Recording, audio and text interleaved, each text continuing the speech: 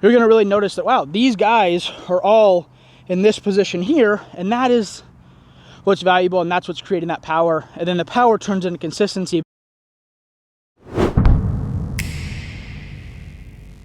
Are you stuck in 300-foot jail? This video is for you. All right, y'all, welcome back to the channel. If you are stuck in 300-foot jail, or you're getting coached or learning from somebody that's also stuck in 300-foot jail, this video is literally going to help you. I think it's the #1 thing that is untaught in YouTube coaching. And like I said, I haven't watched everybody. There might be somebody out there that's showing or saying this. I haven't watched everybody. And some of the clips I am showing are from Overthrow. I did a demonstration. I did a slow-mo thing with them a couple years ago, and they got some really good footage. So there's going to be some stuff in here from all types of players, showing what I'm saying is not only being used on tour, but by some of the simply best players in the world. So if you want to have form that emulates myself, Macbeth, Gannon, Aaron Gossage, a bunch of really good players and throwers, stay tuned. So while this is literally my opinion, I do this and a bunch of other of the great players do this, and it's getting this back leg in this position, the L, whatever you want to call it, because what that's going to do is that means you're pushing off of this leg, right? So if I go like this and I straight leg this, you're not getting power. If I go here, I could launch myself that way with just this one leg.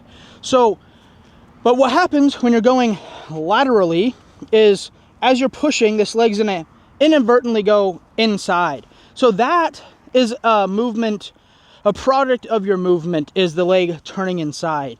But the leg actually being used and being pushing off that back leg is simply not a subconscious thing, right? You have to consciously think about doing that to get into this position here.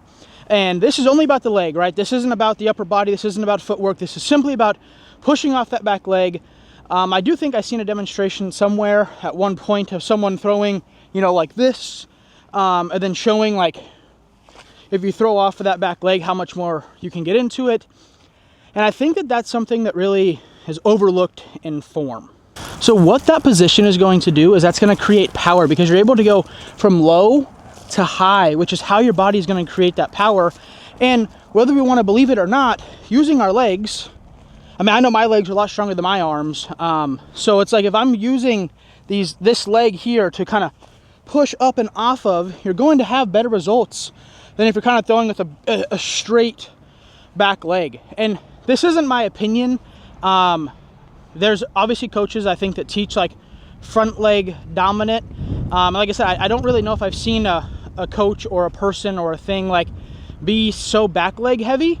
And like I said, I played professionally for 12 years. This is the first year I've kind of had off to explore form and who's doing what and kind of educate myself on what teachings are in the market. And I've kind of learned that this isn't really out there. There's not a lot of people teaching this, if anybody at all. And it's something that I think is very important, because here's the thing. This isn't just a distance thing, right? Like if you can do this properly and more commonly, you're going to create consistency. And if you guys have watched any of my other form videos, you know my main goal is to teach consistency. And I believe that form and, you know, looking really good and the aesthetic will come.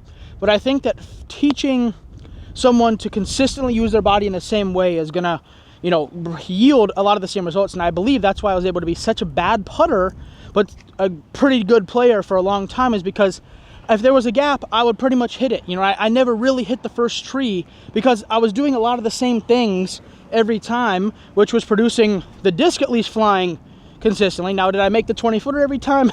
We'll talk about that in a different video. But there's something to being able to get down the fairway, and whether that's 250, 300, 400, 500, 600 feet, you know, being able to control that and utilize that is going to be a huge tool for you. So with that being said, pushing off that back leg and kind of loading there and getting this forward push is really what you need to try to do.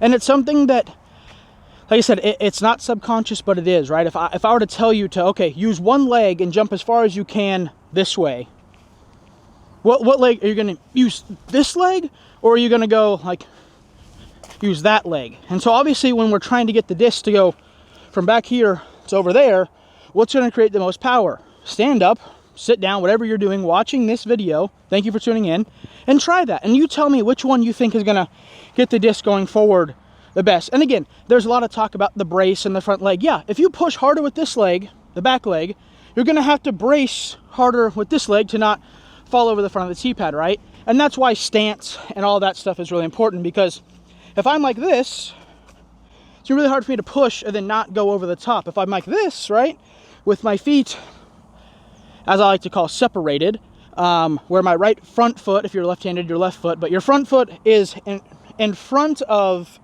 your back foot, it's easier for you to get here and push onto that front foot.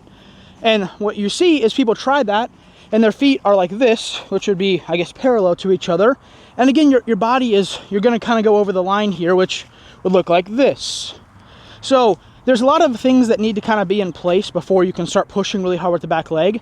But I think when you see myself, Macbeth, you know, Gannon and Gossage are the examples I'm going to use in this video, you're going to really notice that, wow, these guys are all in this position here, and that is what's valuable, and that's what's creating that power. And then the power turns into consistency, because we can use that back leg to create, just say, an extra 50 feet of power, so we're not having to really torque our upper body or swing our arms super fast.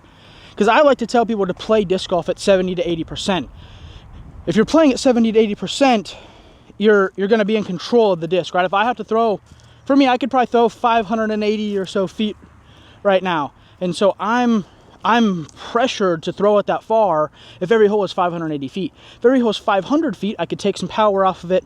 I could take some distance, whatever that is, about 20%. You know, that's like 17% or whatever it is. And I'm going to throw a lot better at 80% power than I'm going to throw at 100.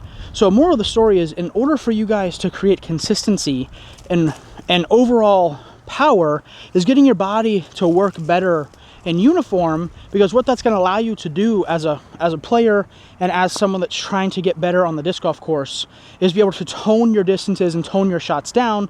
I made pretty much a whole video talking about discs and choosing the correct disc. Again, this is my Halo Emperor, and it's for sale on infinitus.com, but this isn't a great disc for everybody, right? Oh, or me, I guess.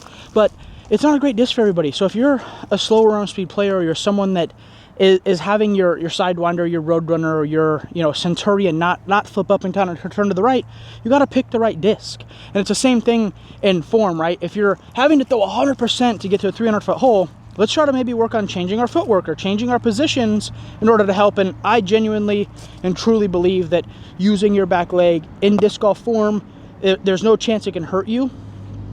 And there's a reason that, again, a lot of the top players are doing it. And it's not something that I see taught everywhere. It's not pushed everywhere. It's a lot about the brace and that front leg.